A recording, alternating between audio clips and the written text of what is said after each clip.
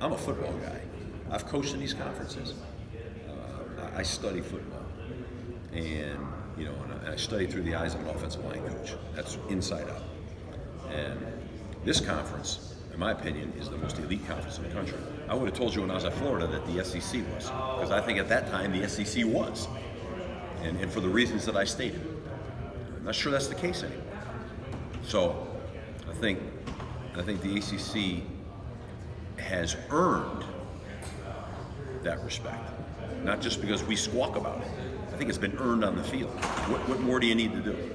You win 3 national titles in 5 years. Is that a lot? I think it's a lot. And it came from one side of the division. I think it's a lot. I mean, I don't know. So, I think Clemson's elite, and I think Dabo's done a fabulous job. He's done a lot for the notoriety of this conference. But let's not forget Florida State now. I mean, they did a lot for the notoriety of this conference for a lot of years now, right? I wanted to ask you about the transfer portal and the transfer rules. They're still tweaking them, obviously made changes this summer. I think you lost 4 players, added 2. What are your kind of thoughts on how the system has evolved? I mean, we're almost like a year into the transfer portal. And how do you see the new system that's in place?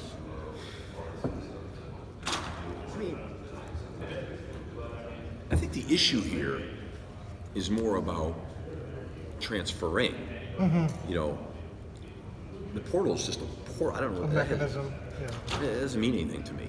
It's, do you need to sit out?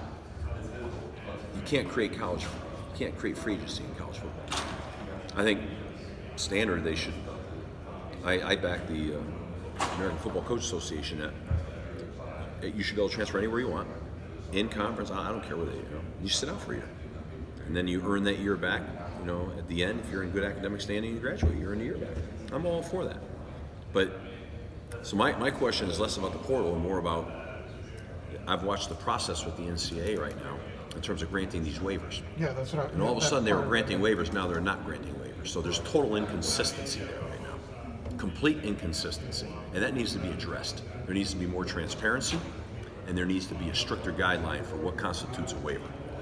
That's what has to be examined right now. So clearly what happened was there seemed to be a floodgate, and then there seemed to be a closing of that gate. So how's that fair for anybody? One way or the other, whatever side you sit on there, I'm a believer in you got to have consistency. And I think there's a lack of consistency right now.